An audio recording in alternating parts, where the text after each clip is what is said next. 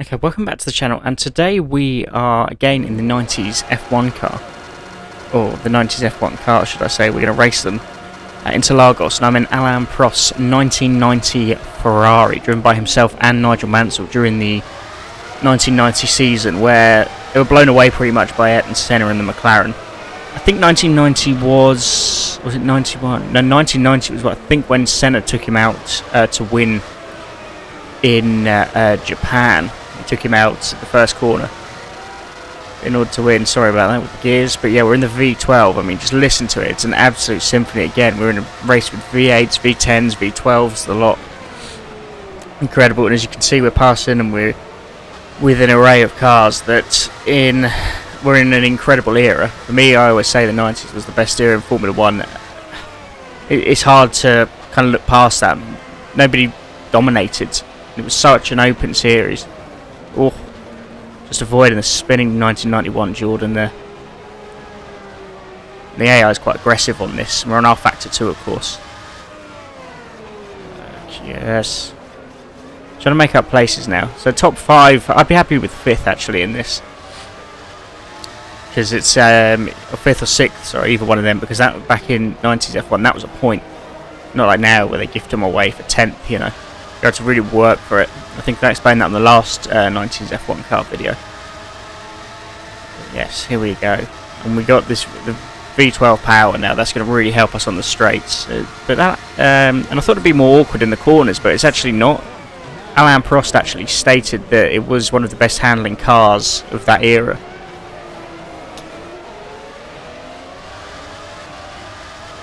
Yeah, it definitely helps. Is what Max Verstappen needs for the title challenge with V12 in the back. Legend knew he designed something around that. Incredible. Coming up to the Benetton. And Ferrari, it wasn't incredible. It wasn't a successful era at all. I mean, they waited 21 years for a drivers' championship. Jedi Scheckter, one of my heroes, in 1979 was the last winner until Michael Schumacher in 2000 when he brought home those 5 in a row. Incredible work. Passing the McLarens there. Yeah, again, he's aggressive. When you see him stop sometimes, I mean, you see how hard and difficult these cars were to control. Look, they're sort of twitching about, and very, very hard to get out of corners or into corners sometimes. You really have to force them. Yeah, again, I think I'll let him have that space. Oh, and then Lee Waters. But yeah, I think Senna's in this race somewhere as well. Might be a fight with him at some point. Prost, Senna, why not? Again, just inform you if you would want to click that subscribe button down in the bottom right. That'd be a massive help to the channel. We are building it. There's a donate button as well. You don't have to donate. I'll be more than happy with a sub and a like. That's absolutely fine. Just hope you enjoy the content. Okay, another spin there. So it can be quite hard to control at times. I put the soft tyres on to see what they did. But it's not, they're not 100% effective, I don't believe. I think they wear quite quickly in this game. I don't have the map on. Can't change it now because I'm driving. I'm not very good with the gears in this either. This is the sort of car that iRacing should be bringing to the sim. You know, they bring us a 90s F1 car that's hard to control. And, you know, you really have to put your back into it and set it up correctly, you know, to make it work. Look at that one in front. He's twitching all over the place. But how good do these sound as well? Oh my god, man. I'm just so glad I lived through the V10, V8 era of Formula 1. I got to go to races as well, you know. So I'm incredibly lucky in that sense. And yeah, to be driving them now on a sim like this is just great. Oof. Let's look at that. Bit of a moment for him there. Don't worry about it. I think she'll take that. Nearly halfway now. You know, that's the thing, I always think about Prost, and in the sense that he never got the credit he deserved. Yeah, he was probably one of the greatest ever. I mean, for me, he's top 3, no doubt. It's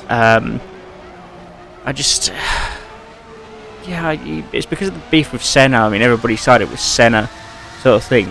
But Prost was so intelligent as a driver. I mean, he knew the political game as well as, you know, where to place the car in terms of defending. He was just magnificent. You can see why he got snapped up by McLaren. He drove McLaren, he drove Ferrari, he drove with the Williams, obviously, where in 1993, where he pretty much blew everyone away with the introduction of active suspension. Although they had it in 1992, but that was the year. But Prost came back for 1 year, and then retired in 93. And you can see why. I mean, he had 4 world championships. I mean, at the time, I mean, Fangio was still the top guy. He held 5 world titles. Prost had 4. You just think maybe he should have continued into 94. I mean, what would have happened then? I mean, because Senna probably wouldn't have moved to Williams. That's a fact, because there was a clause in Alain Prost's contract which said Senna cannot come to this team. I do not want him as a teammate. And so, where would Ayrton Senna have gone? Probably Ferrari. You can see it. Benetton. Although Benetton already had Schumacher. Oh, spun again. Sorry. Aggressive AR. Look, it's just somebody drove into me when I was on the grass there. But yeah, no, that'd have been interesting. With what if he'd have stayed on another year? I mean, would it have been him and Schumacher for the title? Would he have been able to control that Williams, which Senna himself said he felt it was undrivable at times, where there's the traction control and all the aids were banned, so they didn't have the active suspension. But then they suspected Benetton had traction control, things like that. So would Prost have been able to drive that? Would he have been? Would he have been? Well, up there. I don't know. I mean, he was that good. I mean, you look at his career stats. I mean, he's one of the. He still holds some of the records. You look on Wikipedia at some of the Formula 1 records throughout history. I mean, Alain Prost still holds a fair few. Brilliant driver. And the man in front of him as well, Nelson Piquet, again, so underappreciated almost in his role in Formula 1 history. I mean, again, I think that's because of the beef with Senna. I mean, they hated each other with a passion. It was, allegedly that Senna had slept with his wife, things like that, and Piquet was quite outspoken. He called Nigel Mansell's wife a pig. And he called Senna gay, I think. He was, he wasn't scared to run his mouth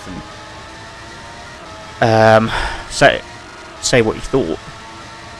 And that's although he was outspoken, I mean, you wouldn't get away with that now, certainly. I mean, look how the FIA would just maul you for that. But he was underappreciated as a driver. I mean, Frank Williams, I watched a documentary on him, and he said that Nelson Piquet had the best car control he'd ever seen. And this was the cars. I mean, he was driving the big cars of the 80s. I mean, sort of like these, but a lot wider, probably a lot heavier as well. But he wasn't. They say he wasn't a likable guy, but one hell of a driver. Oh my! In the 90s, of course, a sad era. I mean, we did lose Ayrton Senna, sadly, and Roland Ratzenberger. That terrible weekend. But here we go. We're going to run to the line here. Can our V12 engine help us past this pesky McLaren in front?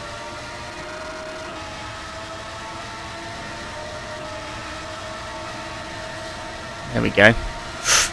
Must have coming together. And I think we get there before him. P1. Okay, well, I'll leave it there. Thanks very much for watching, and please remember to like, comment and subscribe.